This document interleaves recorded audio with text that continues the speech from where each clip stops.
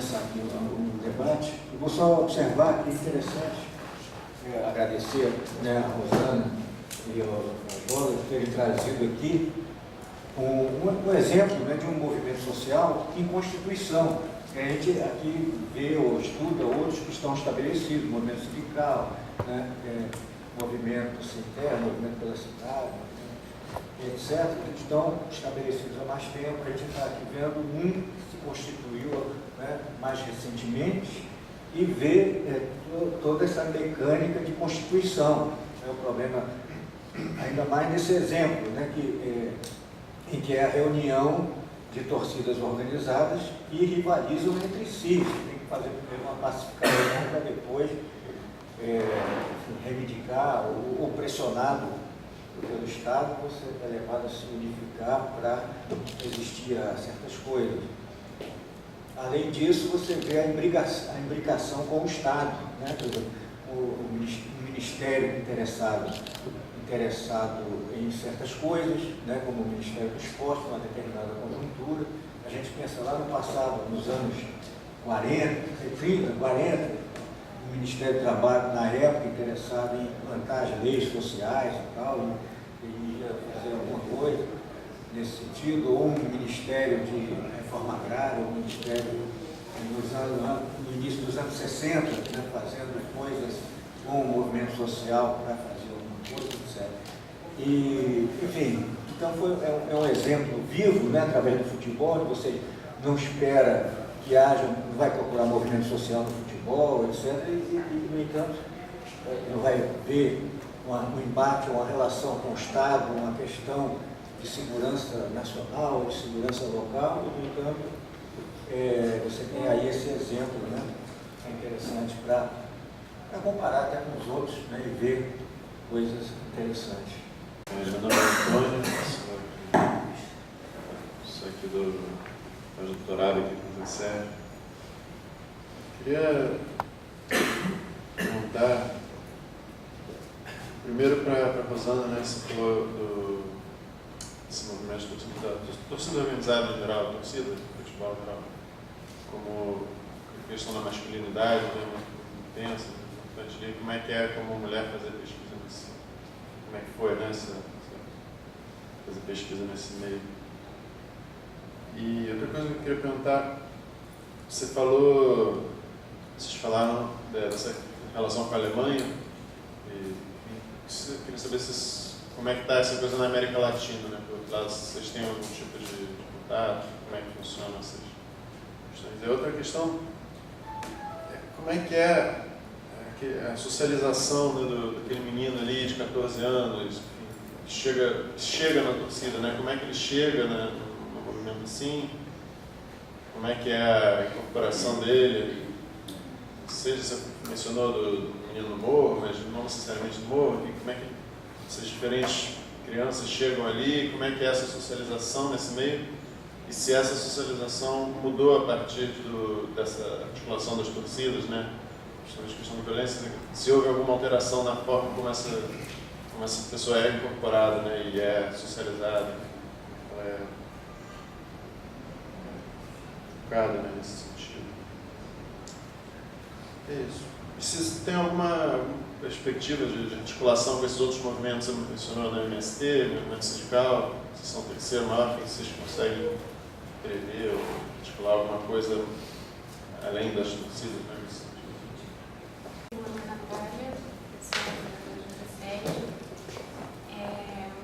Eu acho que o mais marcado para mim foi o início da palestra em questão sobre o perfil das pessoas que compõem a torcida organizada, que é marcadamente masculino, e isso fica bastante claro para mim quando eu vou nos estádios também. E quando o Frajola falou sobre a questão de como acontece questões de preconceito dentro das torcidas organizadas, que aqui no Brasil não se destacam preconceitos étnico-raciais, de crença, e ficou de fora para mim a questão de gênero. E eu queria saber um pouco como você, como pesquisadora, e como você, integrante de torcida organizada e de uma instituição também, que se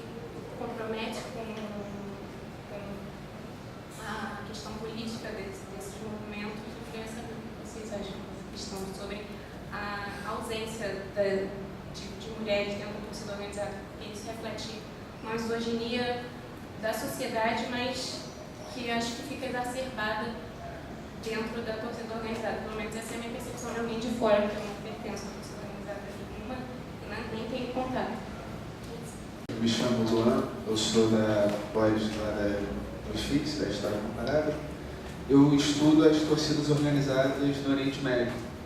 E no Egito eles tiveram um papel fundamental na revolta que tirou Mubarak do poder em 2011, e ali todo no Mediterrâneo. Enfim, eu queria saber como é que as torcidas, Joana Antônio, se posicionam assim para participar politicamente dos debates ali, dos grandes temas políticos, para além do torcedor. Enfim. Eu sei que a Gaviões já faz muitos posicionamentos nesse sentido.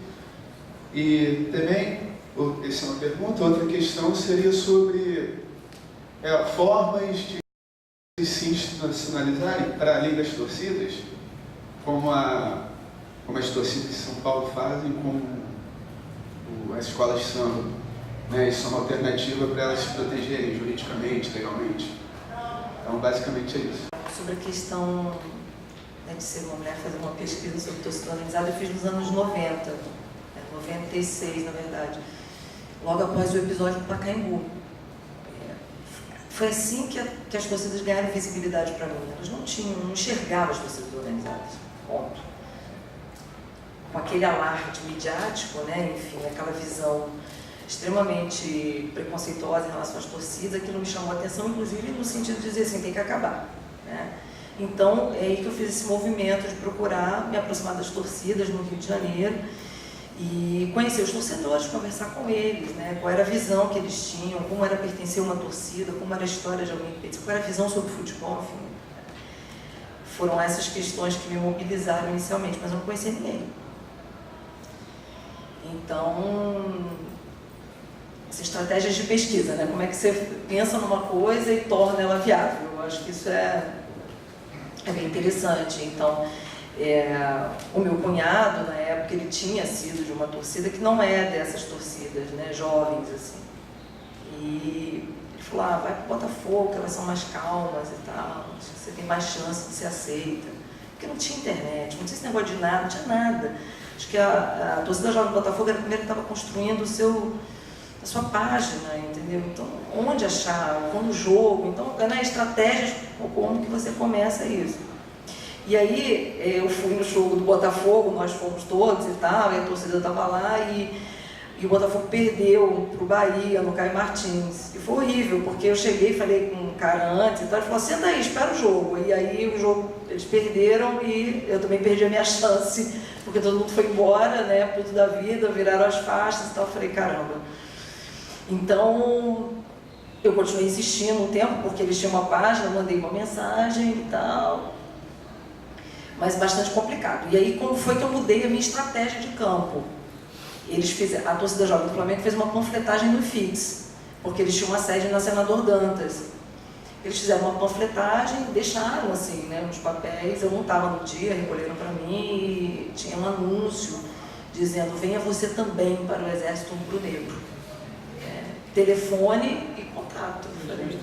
Eu liguei e falei, eu tenho aqui uma propaganda, né, e tal, eu tenho isso nas minhas coisas de pesquisa, um monstro com a R15, enfim, a chamada, né, eu falei, olha, eu estou aqui com um panfleto distribuído na universidade e queria conversar com vocês, chega aí, vem aí. E era um dia de jogo de basquete. Então, a sede, enfim, eu mudei para a sede para ir para o jogo de basquete. E quando eu cheguei lá e tal, me apresentei e fui entrevistada primeiro. E eu lembro que ele sentava e falou, senta aí e tal, esperei o pessoal chegar e tal. Depois perguntou, o que você quer, né? Por que você quer? O que você quer saber da torcida e tal? Então, eu comecei, enfim, depois dessa entrevista e tal, eu fui, acho que, né, aquela proposta foi aceita e tal, então eu pude conversar com alguns e marcar os primeiros contatos. Mas o que acontecia, a minha percepção, né? Sempre que eu manifestava o meu desejo de estudar uma torcida, de ficar nela, de participar disso, isso não era nunca bem aceito. Né? Ambientes masculinos, eles se organizavam, discutiam as questões, então assim, na torcida jovem do Flamengo eu ainda fui algumas vezes, mas por fim o rapaz falou assim, mas o que você quer ainda? Eu queria queria ficar aqui, queria acompanhar ele. Não, mas a gente te chama, pô, deixa aí seu telefone, entendeu? A gente já falou. Então eu falei, puxa, complicado e tal. Então eu mudei a estratégia, que era trabalhar com uma torcida jovem, e eu resolvi, então, não, eu vou estudar jovens. O meu recorte vai ser esse, vou estudar não as torcidas, mas as torcidas jovens, e vou circular por elas. E aí isso foi muito bem aceito, isso foi interessante. Talvez porque exatamente eu ia circular, eles iam poder falar, e essa ideia de que de alguma maneira eu estaria fazendo circular essas ideias também. Então, a partir daí o trabalho andou. Então não foi muito fácil, eu tive que, de uma certa maneira, me adaptar a esses esquemas, a essas regras também do campo, enfim, né, fazer as entrevistas, eu ia para o estádio, ficava próximo, mas eu não consegui viver, né, quer dizer, ter aquela imersão numa torcida efetivamente por conta de todas essas questões. Mas me valendo disso, o resultado, né, era o campo, os jogos, as entrevistas, foram 11 entrevistas com lideranças, esse é o meu recorte, de uma certa maneira, eu acabo que sempre trabalhei, né, entrevistei, pesquisei as lideranças, essa é uma questão, e fui me valendo um pouco dessa coisa de não saber muito. Eles perguntavam sempre, o que você sabe de futebol? Eu falei, não sei muita coisa. Então, a partir dali eles explicavam e contavam as histórias, então isso tudo me ajudou realmente a compreender, porque eu cheguei para fazer o trabalho sem ter esse feedback, até porque foi o primeiro trabalho no Rio de Janeiro. O outro trabalho que existia era em São Paulo. Existe o primeiro trabalho sobre a Gaviões, mas o trabalho sobre torcidas organizadas é do Luiz Henrique Toledo, de 96, premiado pela Unbox. Eu começo a estudar em 96, o meu é o segundo no Rio de Janeiro. Então é nesse campo aí que eu me movimento e tal.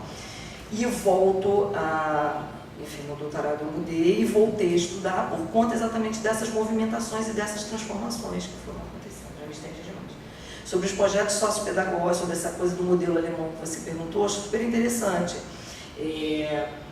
O que é o diferencial, né? O modelo de prevenção preconizado pela Alemanha, que é alguma coisa que a Bélgica também defendeu nos anos 80, que é o chamado modelo sociopedagógico.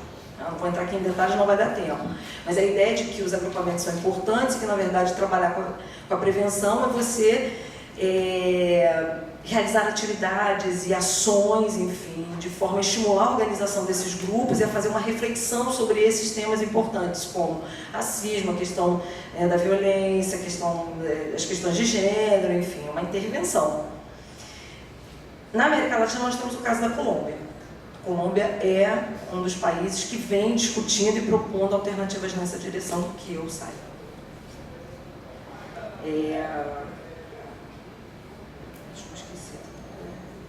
Gênero, ausência de mulheres. É muito interessante pensar o seguinte: todas as torcidas têm agrupamentos femininos, certo? Agrupamentos femininos, umas mais, outros, né, quer dizer, uns mais, enfim, representativos, outros um número menor, mas em todas elas têm. Inclusive eu tive um orientando que fez um trabalho com as integrantes das torcidas do Flamengo, por exemplo. Mas há uma série de questões aí, né? Uma série de problemas, na verdade, de tensões nesse processo, porque a partir da pesquisa ficou muito claro que, embora elas façam parte daquele universo, na verdade há uma questão hierárquica, uma questão de disputas, há muitas tensões, enfim. Então, eu continuo afirmando que são espaços especialmente masculinos, ainda, né, especialmente masculinos, embora elas estejam lá presentes. Bom,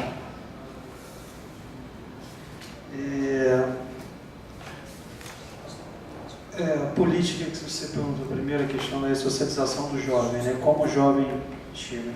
Antigamente, na minha época, por exemplo, tinham etapas para esse jovem chegar lá. Eu, por exemplo, tem um período que você não vai a determinados jogos. Depois você vai, mas só olhando. Depois você toma um batizado, que é o famoso batizado do ônibus, na viagem, né? O famoso corredor lá, você toma aquele molho lá. Ou então fica trancado no banheiro algumas horas, acho que mais uns 7 ou 8. Só Deus sabe como cabe. Então, assim, tinha essa coisa, esse ritual. Hoje, eu não vejo isso. Hoje chegou a chegada. Está lá, ninguém absorve. Algumas torcidas, geralmente as maiores e as que têm estrutura, eles fazem reunião de novos sócios, mas aí não necessariamente o jovem. Novo sócio pode ser qualquer um, qualquer idade. Então, slide, história da torcida, quem são os fundadores que fizeram externamente para aquela torcida. A Gaviões fez muito isso. Mas não tem uma coisa assim de absorver o jovem, até porque a internet fez muito mal nesse sentido. Assim. Hoje você sabe de tudo, real time, fofoca, enfim, um moleque é da torcida sem nunca ter pisado no Maracanã, mas na internet ele domina, ele conta a novidade, ele sabe, ele posta o negócio, mas no Maracanã ele nunca foi. Filiar a torcida, então, nem se fala. Tem gente que passa a vida toda sendo da torcida, é conhecido, mas não faz a carteirinha, por várias questões. Ou porque não quer se prender, ou porque não quer se identificar. Esse é o lado ruim, né? Mas pelo lado que o cara não quer ter compromisso. Então, assim, tinha um ritual, sim, para absorver esses jovens. Mas nada social. Poucas ações sociais que vão mudar aqueles jovens. É mais um ritual interno mesmo do dia a dia do que vai acontecer. Hoje não tem mais. A questão da América, a Rosana falou da Colômbia. A Colômbia tem um mecanismo parecido em desenvolvimento, mas isso é muito mais técnico. Na prática, a gente tem um contato com as Estados Unidas, que é a Argentina, só que eles vivem um mundo diferente do nosso. Eles são um movimento de força político que se vende, que colabora, assim, tipo, a grosso modo falando, protege políticos com a sua liderança, com a sua força, com o seu pessoal, protege movimentos sindicais, com preços, com valores, com poderes.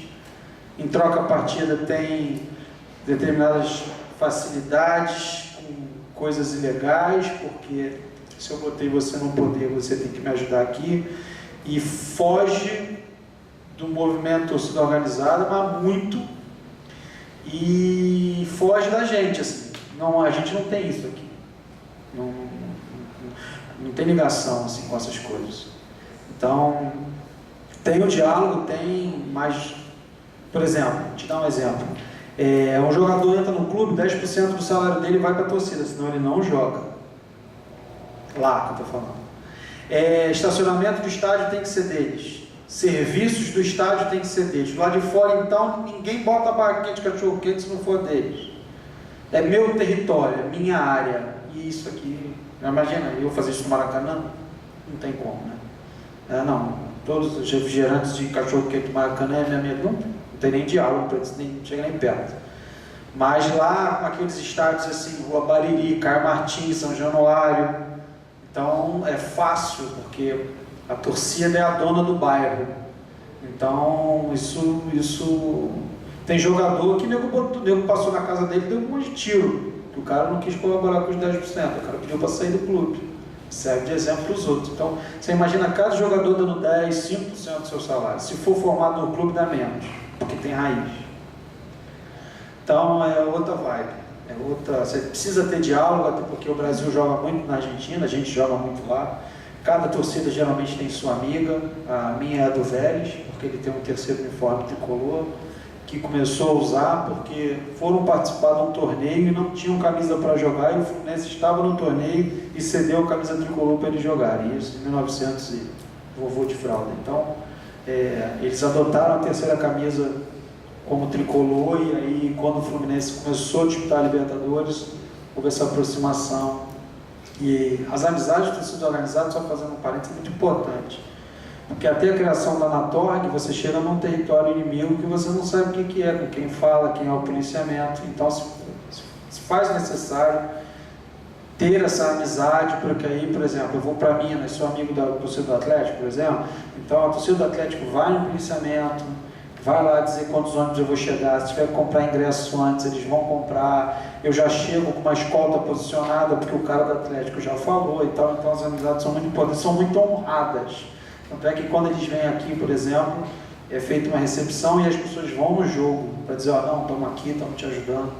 Então a amizade com a torcida da Argentina é necessária, se faz necessário, mas longe de ser igual no dia a dia, longe de...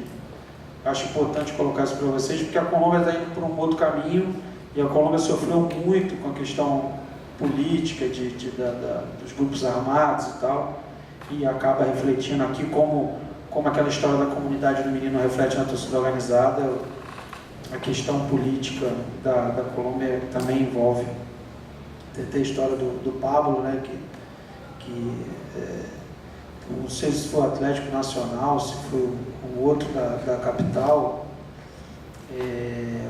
envenenaram a comida dos árbitros, mandaram uma cabeça de não sei o que para o quarto, tinha como se fosse um Judas, aquele boneco assim, enforcado com a roupa de árbitro na saída do hotel, no poste na rua, e os caras foram campeões Tem uma história, se você procurar, tem essa história de ganhar a Libertadores por conta disso. Então, o outro assunto bom, a menina perguntou da questão da mulher, né? Assim, no início, tinha bastante. No início que eu digo, no início das histórias sociais organizadas. Porque eram grupos de amigos, eram grupos de clubes, né? As torcidas começaram a ser formadas por sócios de clubes e tal. Então, tinham muitas mulheres. Quando aconteceu a virada, porque a briga na torcida organizada ela sempre aconteceu, mas em proporções menores. Inclusive era até meio que uma farra. Eu brigo com você, mas eu te conheço, depois eu comento da briga, era meio assim, lá atrás.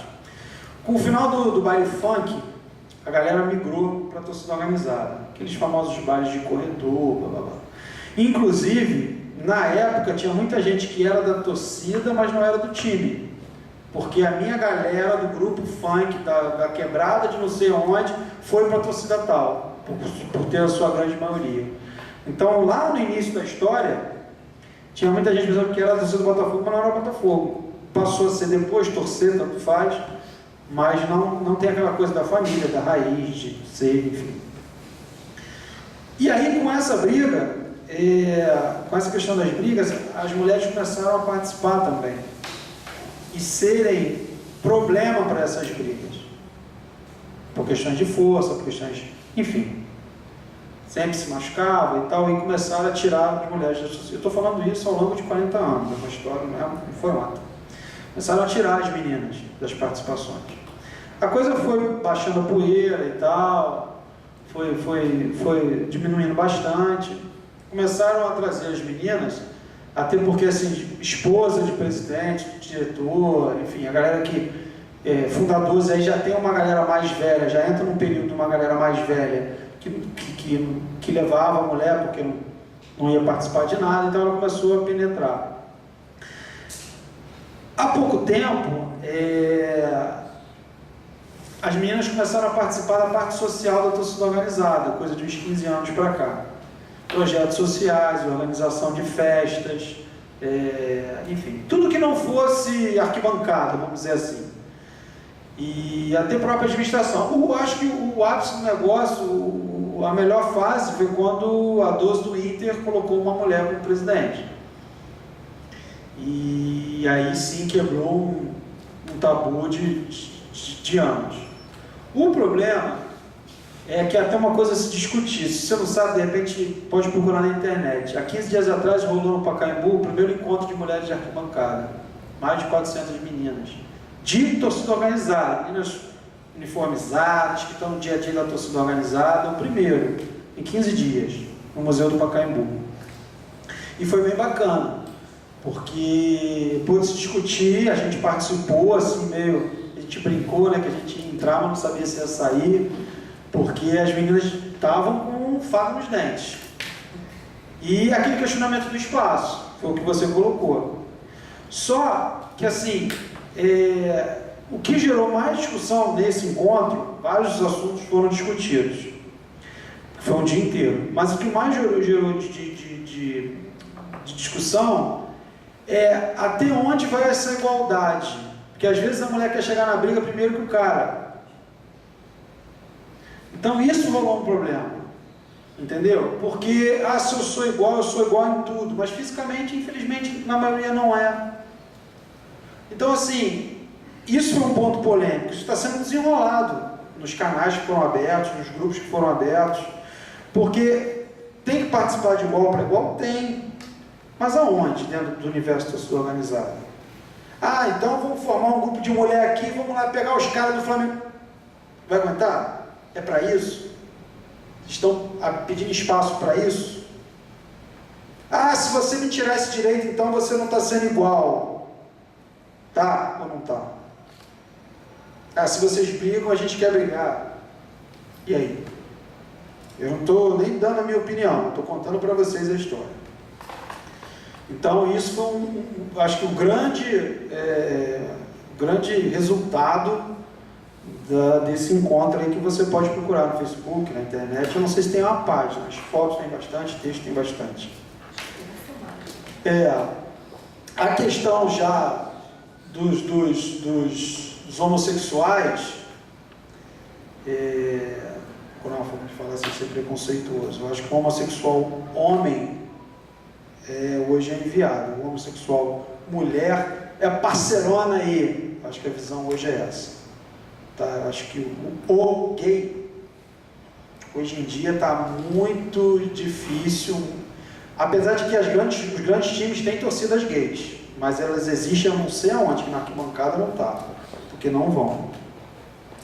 Tem Gaviotas da Fiel, Fla Gay, tem um monte de coisa aí.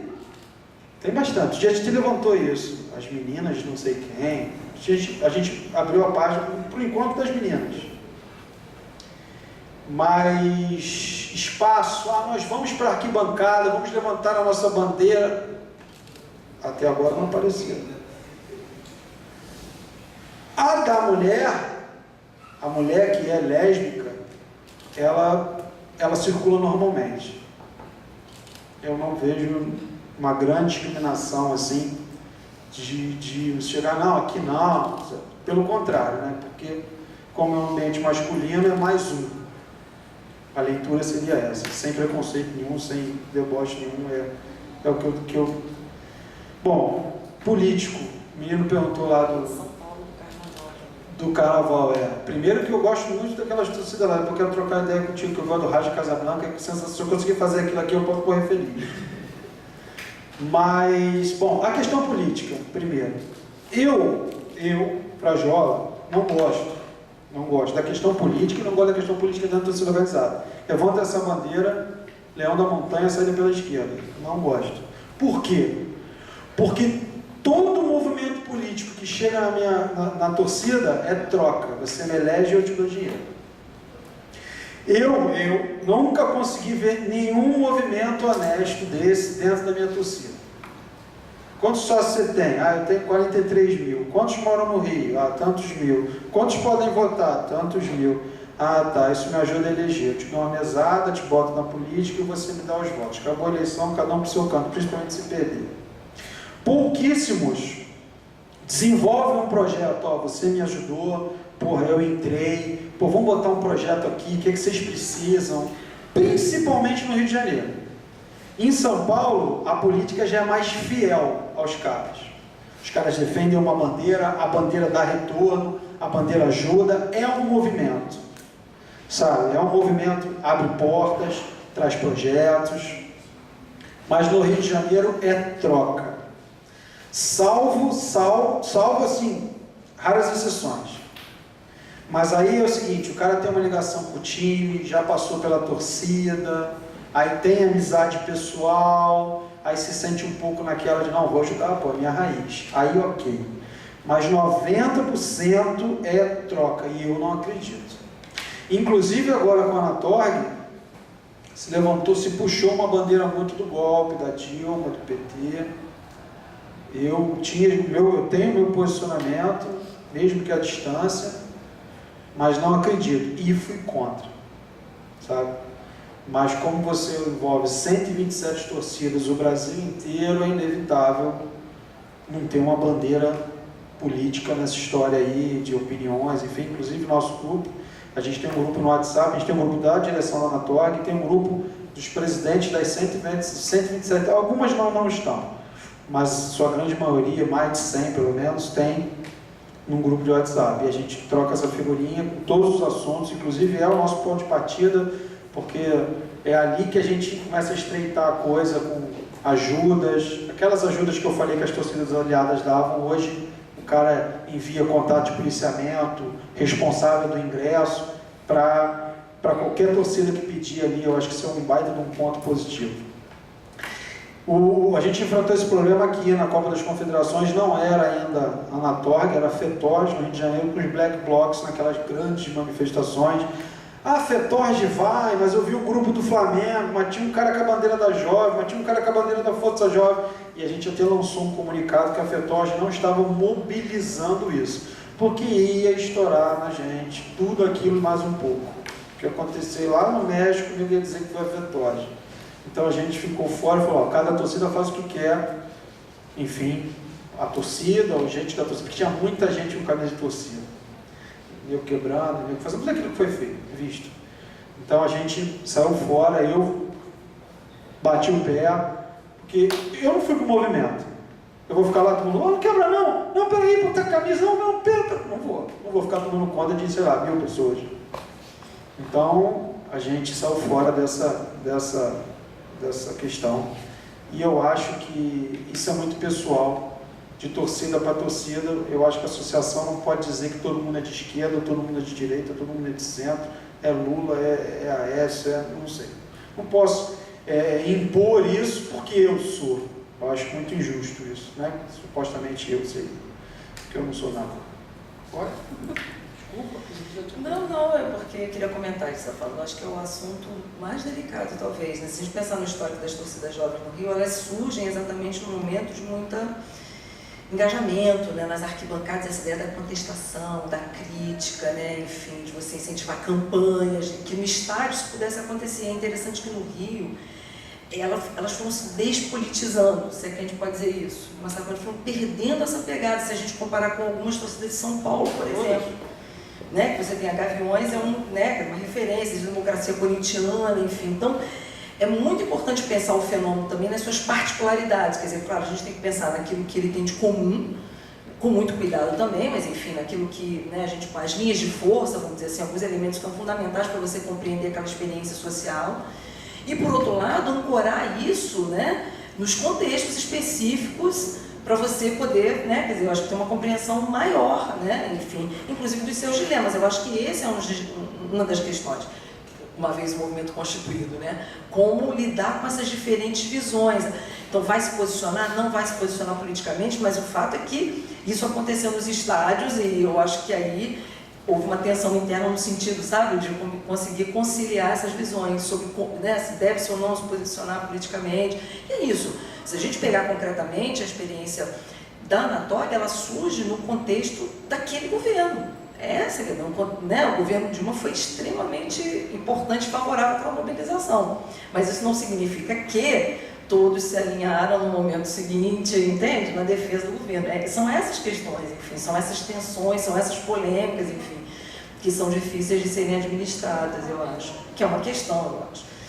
E com relação ao carnaval e pensando na coisa das diferenças, né? Vou só fazer uma conversa para você. Eu acho que você vê a história de São Paulo, né? Porque é isso, a escola de samba como um desdobramento, né? Quer dizer, ela é uma contraface dessa experiência, ela é muito importante, traz uma série de dilemas, uma série de outras complexidades isso, né? Mas é um pouco a tradição em São Paulo, a maneira como ela se... Então, buscar outras formas de institucionalização, né? Eu acho que isso não tem como você conduzir isso, entendeu? Assim, voluntariamente no Rio de Janeiro. Acho que são processos. Acho que eles são, né? Enfim, são processos. Eu acho muito difícil que isso acontecesse aqui, por exemplo, pela maneira como as torcidas, né, se comportaram ao longo do tempo, enfim, pelo tipo de articulação que elas fizeram. Eu acho que a FETORG, nesse sentido, já foi um sucesso, né? Conseguir colocar isso de pé e buscar essas interlocuções. Então, eu acho que é interessante olhar cada contexto, sabe? Ver suas possibilidades e seus limites também. Eu acho que só São Paulo conseguiu fazer uma articulação futebol e carnaval, não sei, dessa magnitude, sei lá. Enfim, eu acho que há desenhos diferentes, né? Os desenhos são distintos, enfim. E é claro que isso vai ter uma repercussão na própria dinâmica da torcida organizada. É isso que eu entendo. Ela acaba tendo, né, um outro desenho, uma outra forma de condução a partir dessas outras articulações que acontecem. Então é interessante pensar nos casos também. Só para complementar aqui a questão política, a Rosana falou um pouco da verdade. Ninguém teve intenção, por exemplo, de levantar bandeiras políticas sobre o governo Dilma. Mas a sensação que a gente tinha é tipo assim, cara, ela está assistindo a gente, ela está com a gente.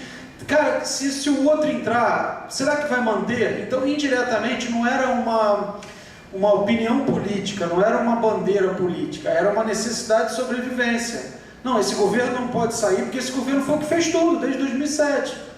Então, será que se entrar o outro lado, enfim, o que está contra... Será que a gente vai conseguir manter isso? Porque aqui a gente sabe quem são, aqui a gente bate na porta, cobra, entendeu? Eu acho que foi muito mais para isso do que por bandeira política. O movimento ele foi muito para a rua para manter, para sobreviver, para ter certeza, não, aqui eu sei que aqui vai rolar, aqui eu tenho meu teto, aqui eu tenho o meu projeto, eu tenho o meu respeito, e que aconteceu diretamente, porque a turma que entrou colocou pessoas lá, cargos extremamente políticos, que não entendem nada, e o projeto está de 100%, a gente faz 10% do projeto. Porque as pessoas não sabem, porque tem outras prioridades, porque tem certeza se vai sair ou vai ficar. Então, enfim, quer dizer, o que a gente estava achando realmente aconteceu. Então não era a Dilma, se fosse a minha mãe ali, eu ia defender, porque foi quem ajudou e não uma bandeira. Só para vocês terem ideia de poder político, estava falando da Gaviões, por exemplo, quando a gente fundou a FETORG, logo depois que o Ministério entendeu o que era a FETORG, viu que era necessário, ele chamou, era o Orlando Silva ainda, o ministro dos esportes, chamou a gente para ir lá. A gente querendo expandir isso, de boa vontade, a gente pontuou algumas pessoas no Brasil todo, falou, ó, a FETORG foi convidada, mas vocês querem ir? Então chamamos representantes dos clubes de São Paulo, de Minas, Goiás, Nordeste e Sul. Fui um ou outro assim, eram uns 15, mais ou menos 12 por aí. E a gente levou um paco de coisas, porque era o primeiro contato com o Ministério, era a nossa oportunidade. A gente achou que não fosse rolar mais nada, falou, vamos levar um caminhão de papel, porque qualquer coisa que a gente trouxer ou der continuidade vai ser bacana. Então a gente, com o Orlando Silva, a gente, ó, isso tem que mudar, isso a gente quer pedir, isso não pode acontecer, blá blá blá. E aí ficou aquela coisa de, muita coisa que ele falou assim, ah, você tem que falar com o presidente, porque tem que levar essas questões para o presidente. Poxa, fala com o presidente, você não pode atender a gente hoje, era o Lula. A gente não pode atender a gente hoje, não sei o quê, porque a gente está aqui e tal, e chegar aqui é difícil, a passagem é cara, e tal, a gente vai com o senhor, não sei o quê. Aí ele fez assim, eu lembro se fosse hoje, ele fez assim na mesa, chamou a menina, você consegue um espacinho lá para o presidente para a gente, falar com os meninos vão embora amanhã, não sei o quê, blá, blá, blá. Aí a menina foi lá, ficou resenhando assim, aí a menina voltou, aí falou, ih, não está nem aqui, está sem agenda, tem que agendar. Aí você falou com ele? Não, eu falei com a secretária, fulano de tal, mas ele não sei o quê. O papo morreu e a gente foi para um coffee breakzinho que eles tinham organizado. E aí, papo para lá, papo para cá, futebol, ele é baiano e tal, não sei o quê, bababá. Daqui a pouco vem o cara da Gaviões e falou assim, peraí, presidente, o Orlando, o ministro quer falar com o senhor. O senhor vai lá quando? Ah, na 7? Ah, eu aviso. Passa lá, o ministro, presidente. Então, assim, o cara tem o telefone do Lula, mano. Entendeu? Eu não sei o que aconteceu ali. Não sei se a menina mentiu, não sei se ele não queria, vou enganar esses trouxas. Não sei se ele realmente tentou e o cara não quis atender. Entendeu? Então, assim, ele não estava fora, ele estava ocupado sim, mas estava em Brasília. Então, você vê até onde o alcance politicamente que São Paulo vai. Rapidamente, a questão da escola de samba. No Rio de Janeiro foi tentado isso. Só que aqui o poder da escola de samba é muito maior do que o nosso. E ninguém quer se meter ali. Então, o que acontece aqui? A torcida do Flamengo chegou a fazer um bloco, a raça chegou a fazer um bloco para desfilar na Rio Branco, para tentar pleitear uma vaga na CLT, para fazer um processo, alguma coisa desse tipo. O pau comeu na Rio Branco e impediram ele de desfilar. Aqui acontece isso. Isso já tem muitos anos. Então, assim, o que as torcidas aqui fizeram? As torcidas vão a uma escola e participam da escola. A minha participa da Vila Isabel. Então, assim, a do Botafogo andou muito no Salgueiro, a do Vasco é Amigos da Tijuca, o Flamengo está muito na Mangueira, apesar da Mangueira ter um pouco de tricolor, mas as torcidas meio que... entendeu? Meio assim que a Grande Rio tinha uma galera tricolor também, por conta das cores e tal, meio que entrou naquele universo, ali você passa assim, senhor, não senhor. Tá entendendo? Não é uma coisa assim, agora eu vou mandar, agora a nossa escola. E por outro lado, em São Paulo, o Carnaval de São Paulo estava falido, quebrado, ninguém entendia patavidas. O que eles fizeram? Pegaram um movimento, torcida organizada, e falou, porra, vocês têm uma galera, vem pra cá, ajuda aqui. Foi diferente o caminho. Pegaram as torcidas organizadas para levantar o Carnaval Paulista por conta da sua galera, por conta do seu público. Então eles chegaram chegando. Hoje eles são uma força porque eles resgataram o Carnaval, eles fizeram do futebol aquela paixão do Carnaval, potencializaram o Carnaval e hoje o Carnaval de São Paulo passa na Globo. Então assim, a moral é muito maior. Hoje se uma torcida organizada hoje tem, aqui no Rio de Janeiro, uma sede como a Mancha tem, como a Gaviões tem. A Gaviões, para quem não conhece, ela tem um parque temático, que ela tem o barracão, a sede, um parque aquático e um campo de futebol, é tudo uma quadra só. Se a torcida do Rio de Janeiro tivesse essa estrutura, recebendo 2, 3 milhões de subvenção da Liga das Escolas de Samba e tal, e ingressos patrocinados, enfim, teríamos a mesma estrutura aqui. Mas infelizmente, Carnaval no Rio de Janeiro não dá para penetrar, eu acho que nenhum movimento, eles participam. Fazer Carnaval é inviável. Eu queria saber um pouco mais sobre a relação das torcidas com a polícia, assim. Eu participei muito tempo, não participei, fui muito a jogos com a Gaviões lá em São Paulo. E o clima tenso, assim, na chegada da polícia é nítido, né? E tem confrontos diretos, assim, de várias questões. Fazendo uma ponte com quem são as torcidas organizadas, no sentido de quem são as pessoas que compõem, eu acho que a gente pode pensar em muitas coisas, assim, né? Principalmente no recorte racial. Quanto que a repressão a algumas pessoas específicas tem cor e tem origem social. Então, tentar pensar essas questões partindo de vocês. Eu sou jornalista, eu tenho pesquisado hoje torcidas organizadas e eu tenho uma história ligada à torcida organizada. Comecei o estágio com a torcida jovem do Flamengo e ela me remeteu a essa experiência com a polícia, de chegar ao estádio e de ser necessariamente abordado com cacetete ou com marca na cabeça. Isso aconteceu várias vezes. E aí eu queria perguntar a vocês da violência como um discurso ou como algo até recreativo. Isso existe? A gente consegue observar dessa maneira? Boa tarde, eu sou Felipe, faço doutorado aí no museu, da disciplina do professor Zé Sérgio. Talvez seja um pouco mais para o Frajola.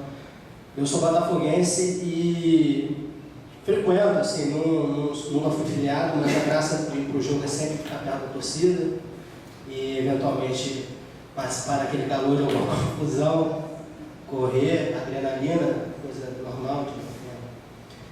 E ultimamente, principalmente depois de 2013, e muito no Facebook, eu tenho visto assim, que tem surgido para os times do Rio, algumas torcidas que são realmente identificadas com política. Você falou que tem essa coisa da troca e dessa moeda de você eleger e participar, e que é uma coisa problemática.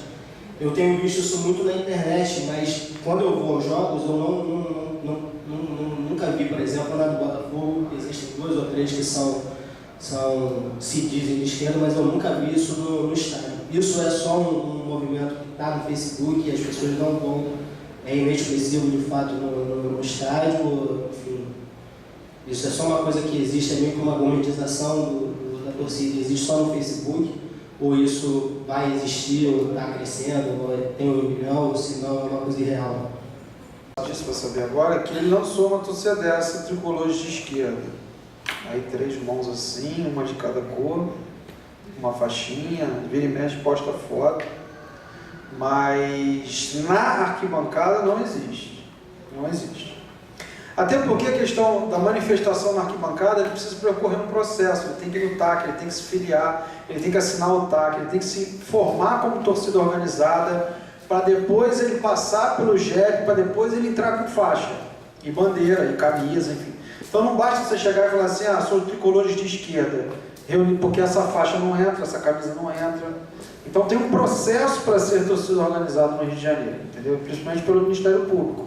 Depois você tem que enviar seu cadastro para o JEP, tem que assistir a reunião do JEP, tem todo um processo. Então eu acho que isso é um processo de arquibancada, é um processo de internet, não só no Fluminense como em todas elas. Eu acho que tem até movimentos surgindo, esse meu nosso amigo mesmo, ele me manda, enfim, links e marca e tal, mas não vejo isso como um movimento de arquibancada ainda. Você tem uma faixa lá, bandeira e nego. Porque assim, aí como é que você junta todo mundo na arquibancada? Então só de esquerda, aí perde o sentido do movimento social, que é um Grêmio Recreativo Sociocultural. Os nomes das torcidas organizadas começam sempre com isso. Então, e aí? Aí eu deixo de torcer para o meu time porque eu sou de direita, sabe? Aí, então não fico ali, mas é tudo Fluminense, pô. Então eu acho que isso não sobrevive, não dá fruto em arquibancada. Agora, por outro lado, com a internet pode sim, uma manifestação política, que aí ir e vir, ou se criar, ter um grupo de debate, enfim, titularizado de torcida, mas não ser torcida realmente. Eu acho que funciona para esse tipo. O menino perguntou a questão de JEP, e aí vai também, já para que ela perguntou, o Grupamento Especial de Policiamento de Estádio, ele hoje é uma referência no Brasil. Inclusive na CONSEC, que eu faço parte, o comandante do JEP está. E a gente por várias vezes levou o comandante do JEP para dar palestra nesses tais seminários regionais que eu falei para vocês. E é o massacre da Serra Elétrica. É assim, os caras ficam assim. Porque a filosofia é o seguinte, como é muita gente, vamos colocar o choque. E o choque não aprendeu a dar bom dia. Não sabe, o cara do choque não sabe dar bom dia. Então, como é que você chama o choque?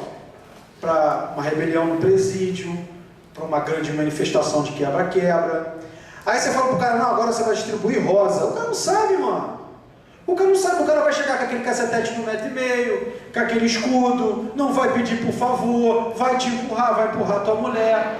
Então assim, se você pegar o choque e treinar o choque, eu acho que você faz uma puta da polícia. Porque o cara já tem um baita de um treinamento, se ele aprender a dar bom dia, ok. Mas não se faz. O cara que está no presídio hoje, ele está no Maracanã amanhã. Maracanã não, porque não é aqui, mas no estádio amanhã. Então, vai dar problema. Em São Paulo, como você colocou, eu ando no meio da galera com cavalo, mano. Eu já tive um amigo pisoteado, que o cara foi tirar, o cara veio com o cavalo numa confusão, agarrou ele pelo colarinho, foi tirar ele assim pra cá. Quando ele fez pra cá, ele foi para debaixo do cavalo, e o cavalo dançou tanto em cima dele. Então assim, ele quebrou um braço, fissurou uma costela, o cara fez assim de cima e vá. Cara, você não vai controlar uma confusão com o cavalo, cara. No Morumbi, batata acontecer isso, que fica aquelas barraquinhas de lanche, os cavalos sobem aquela rua, aí nego já sai correndo, o tumulto é potencializado, mas não está só a galera brigando. Tem gente fugindo do cavalo, aí garra criança, garra velho, vamos sair daqui, e isso vai atropelando, um atropela o outro. Então eu sou totalmente contra se aplicar o choque do jeito que é feito hoje no policiamento. Então o JEP hoje no Rio de Janeiro tem excesso, tem excesso, tem demais. Tem policiais que passam do limite. Mas o contexto do policiamento, o JEP hoje abre diálogo com todas as torcidas, liga para a torcida visitante, vai buscar lá no Habib's, na Dutra, traz. A gente costuma dizer, e tem um caso que a gente escuta muito, pô, mas vocês tratam os caras direito aqui é excursão de colégio, pô, a gente vai para lá, a gente apanha, manda fechar o vidro, a gente fecha o vidro todo, o nego dispara coisa de gás de pimenta e você não pode abrir a janela nem sair com ônibus. Porque o cara quer. Aquele lance da faixa, a gente cumpre todo o cronograma, chega lá o cara e fala, o comandante manda no batalhão, na roleta mando eu. Tome-se. E você não entra, entendeu? Eu já salvei um cara do Vasco daqui, lá em Natal, porque ele fez o processo, foi de avião, 3 caras, chegou lá, a faixa não pode entrar, não, mas está liberado por conta disso. Não, mas aqui mando eu. O cara falou, não vou deixar a faixa lá de fora e vou entrar no estádio. Ficou abraçado com a faixa lá de fora, uma viva alma não tinha.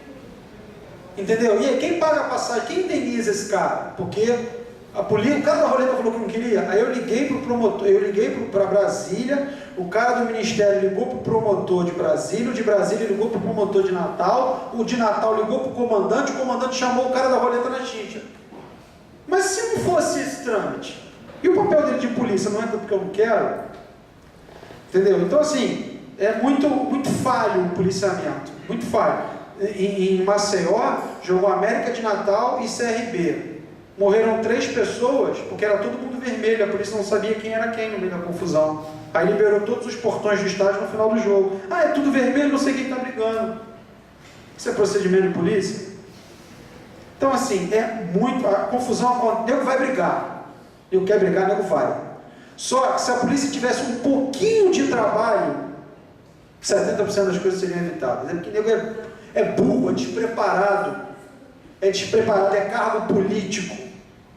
Estou botando esse comandante aqui porque ele fez um curso na América, porque ele fez na Europa. Porra nenhuma, é cargo político. E aí vai desencadeando uma ação que chega lá no torcedor, ninguém sabe fazer nada, quando sabe não é para aquilo.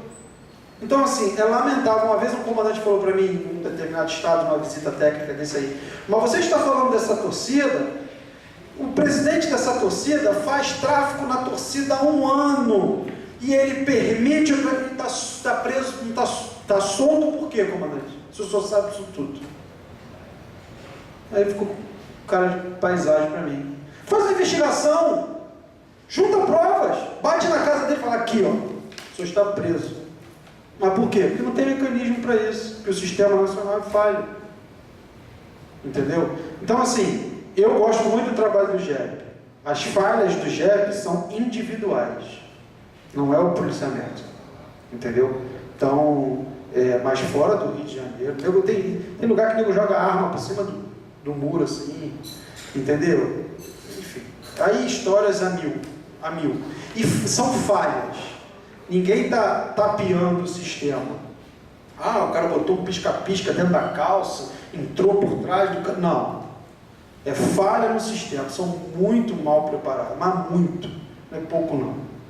E ainda tem a rivalidade. O cara não gosta, por exemplo, não gosta de carioca, não vai entrar, porque eu quero. Eu não gosto. Aí bate demais. Esse jogo agora, 2 exemplos. Ponte Preta e São Paulo, Moisés Lucarelli em Campinas. A torcida de São Paulo está com 37 ônibus. Ficaram presos lá naquela rodovia de São Paulo para Campinas, porque não tinha policiamento para salvaguardar todo mundo. Vocês voltam daqui, todo mundo com ingresso na mão. Quase 500 ingressos comprados, porque o São Paulo fez uma parceria e vendeu na capital. Não, mas a gente não pode garantir, o estádio está cheio, já não pode. Como o estádio está cheio, estou com o ingresso na mão? Não, volta daqui. E aí o cara fica puto, aí o cara está doido para arrumar merda, aí o cara já não vai voltar feliz, comportado, o cara comprou o ingresso direito.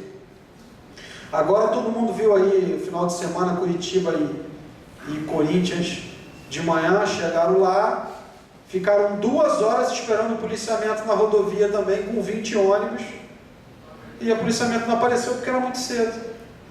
Aí 3 ônibus se desgarraram, foram na frente e deu no que deu. Então assim, sabe, que sistema é esse, cara? Que sistema é esse que você paga imposto, eu pago imposto e não me protege? Entendeu? Então é muito complicado o sistema de polícia em estádio. Eu não vou julgar a polícia, mas a minha realidade de estádio é muito falho, muito despreparado, muita... Deus dará. Estou voltando uma coisa. Então vamos lá. A questão policial é extremamente delicada. Eu acho que é um um dos pontos polêmicos. Então, a experiência do Rio é realmente uma experiência diferenciada. O JEP foi criado em 1991.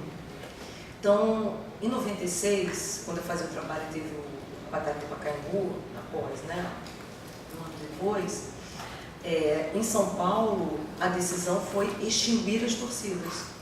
Né? Então, dentro desse princípio, como é que você acaba com o problema? Acabando com quem está, né, produzindo isso. Então, elas foram extintas e foram recriadas com outros nomes. Estão ali, firmes e fortes. Então, assim, a extinção não vai acabar com o problema. Acho que no Rio, o JEP teve exatamente essa percepção e propôs um trabalho diferenciado no Rio. Na mesma ocasião, havia já um trabalho nesse sentido de mediação de conflitos.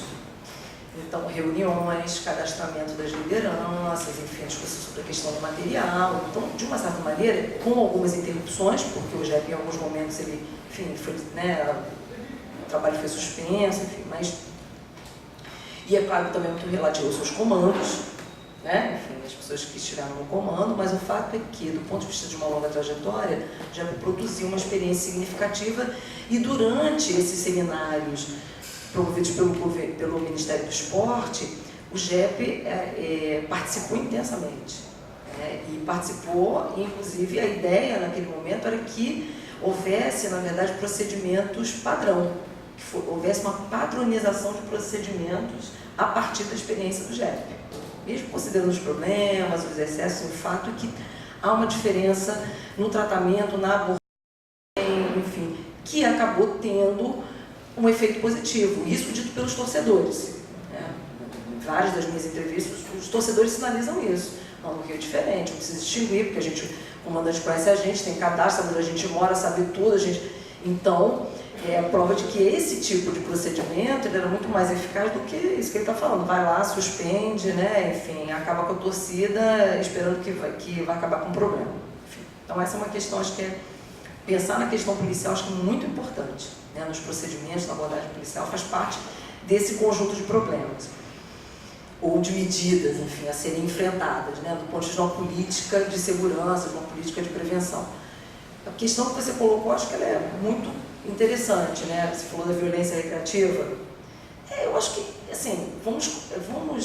Não é fácil, né, tratar esse tema, mas, assim, logicamente, eu falei lá no início, e, assim, o conflito, a rivalidade, a própria dimensão da violência fazem parte da sociabilidade torcedora. Num certo nível, num certo... Né? Quer dizer, é isso, sim. Porque está falando dos padrões de masculinidade, estamos falando... Não está ouvindo? Estão vendo dos padrões de masculinidade, enfim, dos confrontos, enfim. Então, é claro que em alguma dimensão aquilo está presente, né, na vivência, vamos dizer assim. Então, quando eu fiz o meu trabalho, a ideia, assim, se falava da briga. A briga como elemento que fazia parte daquele relacionamento. Então, nesse vídeo, se vocês quiserem assistir, a voz da arquibancada está disponível online, enfim. Eles dão depoimentos, dão relatos e falam da importância disso na história deles. Todo mundo tem as suas histórias de briga. Não é essa a questão, né? Não é sobre isso exatamente. O problema ele se coloca quando, na verdade, a gente começa a pensar na escalada dos assassinatos, enfim, na eliminação do outro, na intolerância absoluta. Então não é mais um recreativo que você está falando. Nós estamos falando numa outra dimensão de problemas. Num ciclo de vinganças, na verdade, que se estabelece pensando exatamente na eliminação, a intolerância absoluta. Então, é disso que se trata. Eu acho que fazer essa qualificação é muito importante, né? Considerando que experiências de conflitos violentos fazem parte da socialização desses grupos. Não sei se eu te respondi, mas eu acho que é um ponto bem importante. Para não ficar normativo demais, né? E a gente ficar dizendo, não, agora que não é isso, né? Eu acho que olhar para o universo das torcidas é compreender que isso é um elemento que faz parte, em alguma medida. E talvez isso seja um dos dilemas e um dos problemas para tratar da questão, eu acho, dentre tantos outros. E que tem a ver com a questão de masculinidade, sim. E eu acho que, enfim, está pondo para a mão essa história, e isso não é apenas uma categoria, isso é uma questão importante, tem a ver com socialização, com aprendizagens, com valores, com formas de expressão física, emocional, enfim, e por aí vai, associativo. Esqueci alguma coisa? Eu queria falar assim, ele falou uma coisa, Mara Mastro Franjola, não sei o nome dele, perdão. Ele está falando, porque você fez uma colocação, eu queria fazer uma ponderação assim. É preciso considerar o seguinte, nós temos uma diversidade muito grande, então a torcida organizada é um modelo de adesão ao futebol, né? Enfim, tem uma tradição, tem uma história, mas nós temos outros, os movimentos populares ou barras, enfim, eles surgem assim com uma influência da Argentina muito grande, que são grupos constituídos, mas que têm o objetivo de se distinguir exatamente da experiência da torcida organizada. Muito em função dos estigmas criados. Então, né, o pessoal muitas vezes brinca e fala, né, a torcida do paz e amor, enfim, aquela coisa, né, que é a ideia de você valorizar o incentivo ao time, o apoio, né, muito influenciado pelas barras bravas, mas o bravo, né, caiu e ficou só essa ideia do incentivo, do alento, do apoio incondicional, sistemático, ficar de pé, cantar o tempo inteiro, não criticar, não xingar. É isso, que gerou uma série de tensões aí, né, do ponto de vista das disputas sobre os significados de torcer. Além disso, temos essas outras torcidas antifascistas, grupos. Alguns têm alguma materialidade, vamos dizer, alguma organicidade, mas eu apostaria que alguns deles, eles se dão sobretudo no espaço das redes sociais. E como eles vão se dar na realidade, aí é uma questão, entendeu? Da gente acompanhar isso, porque é tudo muito dinâmico, mas o fato é que eles cresceram muito. Eu acho que todos os clubes, de alguma maneira, tem pelo menos 1, 2 ou 3 clubes, né? 2, 3 grupos dessa natureza, né? Que se caracterizam dessa forma. Mas também entender qual é o sentido desse antifascista. Você está entendendo? Um pouco a gente pensar nessas categorias, né? Como elas se autoclassificam e por quê. Eu acho que é um bom trabalho. E só para finalizar, você está perguntando a coisa da esquerda e tal, pensando nessa coisa do antifascista, uma das coisas que mais aparecem no meu material, uma das representações mais fortes que aparecem nas entrevistas, enfim, ainda hoje, quando conversa, é essa ideia da torcida organizada como um espaço democrático. Essa ideia de esquerda, mas como espaço democrático, é muito forte, na expressão. Por quê? É democrático porque aqui, ele próprio falou aqui várias vezes, em algum momento, aqui tem de tudo. Essa é uma frase muito comum. Aqui não tem isso não, aqui tem de tudo. Tem o pessoal que é de Deus, tem outro que é do diabo, tem não sei o que é de esquerda. Então essa ideia da pluralidade, como se isso fosse alguma coisa a ser valorizada, você está entendendo, no discurso, da compreensão que eles têm do processo, ou seja, esse é o nosso problema, porque nosso grupo é inclusivo, vamos dizer assim. Que é uma forma de rebater uma série de críticas também, mas é como eles próprios veem aquela experiência e veem o grupo. É uma autorrepresentação a ser, claro, sempre considerada caso a caso, em que medida que há espaço para todos esses mesmo, né? Mas enfim, é uma representação muito forte, muito disseminada, né? Como se aqueles espaços pudessem incluir diferentes vertentes, concepções, visões de mundo e tal, com exceção de gênero, com exceção e aí a gente vai pensar nos casos, mas aí é caso a caso. Obrigada. O Trajola tocou nesse assunto. Qual é a possibilidade de vocês se manterem? Teve esse início que, em grande parte, né, o Ministério do Esporte foi importante para serviu de instrumento para vocês se comunicarem, né, com o universo nacional, fazerem reuniões, etc. Dado esse impulso, né, vocês têm meios de continuar existindo, né, mesmo num ambiente totalmente desfavorável, num ambiente que impera a politicagem, a ignorância e a falta de projeto de continuação nesse sentido, né, porque é um projeto que envolve diversidade, né, relação com a violência, né, relação com a polícia. Quer dizer, é um experimento, não é porque o JEP, por exemplo, é difícil você destacar um lado positivo da polícia carioca. No entanto, esse é uma referência, né? Talvez criado lá do governo Brizola, imagino, lá com tipo de policiais, mais até, não sei, aqueles comandantes, não sei se é isso, mas enfim, o fato é que foi criado no Rio e é uma referência, né? São aspectos difíceis de lidar e que, né, o fenômeno das torcidas organizadas lida com vários problemas da sociedade brasileira, críticos, de uma maneira enfrentando esses problemas, né, lidando com isso e dando uma solução organizada. É difícil, né? Qualquer governo lidar com isso, quanto mais esse aí que bota só tem na coisa em galinheiro, né? O tempo que a gente teve de gás, de respiro, a gente conseguiu fazer uma cama assim, pra gente. Muita coisa ajudou, essa questão dos seminários regionais e as visitas técnicas, isso foi importantíssimo para a gente poder chegar naqueles caras pequenos. E aí a gente guardou isso na manga. O que implica nessa parte da não continuidade do governo é basicamente financeiro. A questão da organização dos seminários, bancar as passagens, promover os encontros. Mas mesmo assim a gente já está conseguindo, a gente consegue respirar mesmo financeiramente com nossas pernas. A diretoria paga alguém, né, para ir e tal.